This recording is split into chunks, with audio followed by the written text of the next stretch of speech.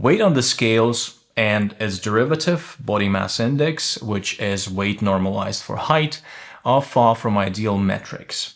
They can and they should be used as everyday accessible check and compliance tool, but because they don't distinguish between the types of tissue and only reflect a cumulative total formed by fat, lean tissue and bone tissue, just by checking weight and BMI, we can't get any idea about how the mass of each of these contributors changes in response to what we do. In this video, we shall discuss the best way of evaluating body composition and how to interpret its findings to guide our dietary and exercise interventions.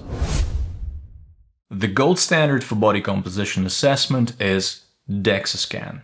DEXA stands for Dual Energy X-ray Absorptiometry, and it is essentially a very low-dose X-ray of the whole body. And obviously, when we hear X-ray and radiation, we need to understand how safe this is and how often we can perform this investigation without harm. The radiation produced by DEXA varies depending on the scanner that you use, but on average, it's minuscule and in the realms of 1 to 10 microsieverts. In comparison, just living a year at the sea level produces the average background radiation exposure of around 3 millisieverts, which is 300 to 3,000 times more. A single chest X-ray is 100 microsieverts, a mammogram is about 400 to 700 microsieverts, whereas a CT chest abdo-pelvis is 10 millisieverts, which is equivalent to 3 years of sea level background radiation.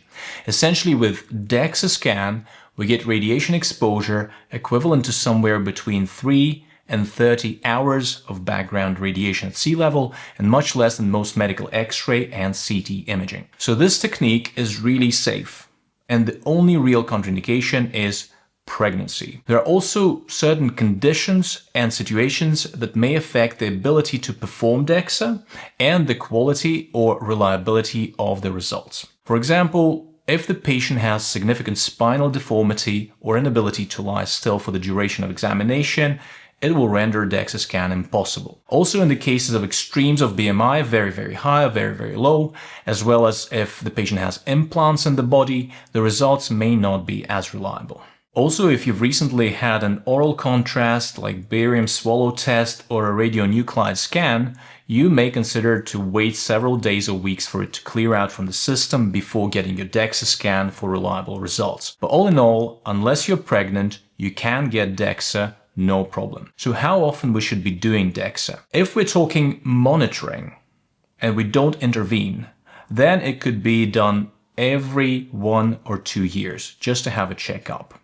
However, if we're talking intensive lifestyle intervention with nutrition, exercise, we need to be looking at our progress more frequently, and then we're talking once every 3 to 4 months. Before you go get your DEXA scan, it's important for you to understand what kind of output will the specific institution provide, and if they're actually going to provide all the metrics you need to see within their report. And ideally, we should be looking at getting our DEXA scan at the facility which provides in their output document a minimum of 4 components: bone mineral density, BMD, VAT, which is the estimate of visceral adipose tissue, as well as 2 lean indices, appendicular lean mass index and fat-free mass index. In terms of bone density, it's also valuable to make sure that this specific institution where you go to do your DEXA scan distinguishes between a lumbar spine and hip z-scores and provides separate values for them rather than just a cumulative z-score for the whole body bones. In the latter case, it will be difficult to correctly judge on the presence of osteopenia or osteoporosis. Of course, if you're a young individual, an athlete, or you've done DEXA recently which has shown no osteoporosis, then you don't necessarily need this specific information on each of your DEXA scans.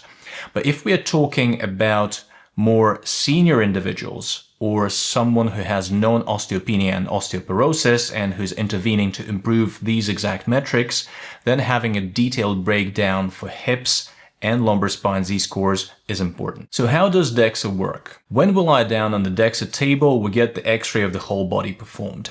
And there is a special plate underneath our body which receives the ionizing radiation as it passes through our tissues.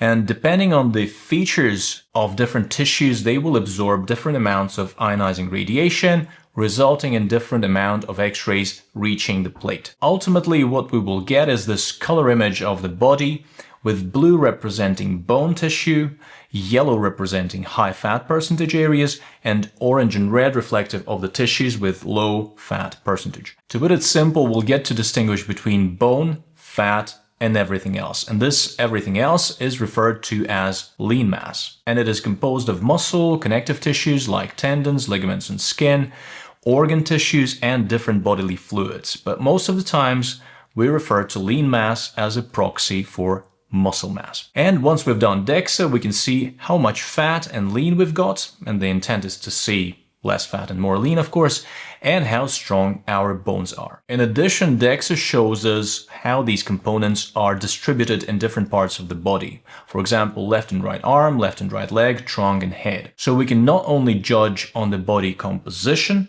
but we also get the grasp of the body symmetry. And in case there is some outstanding asymmetry, this is something we can take further to kinesiologist or physiotherapist and work on that and rectify.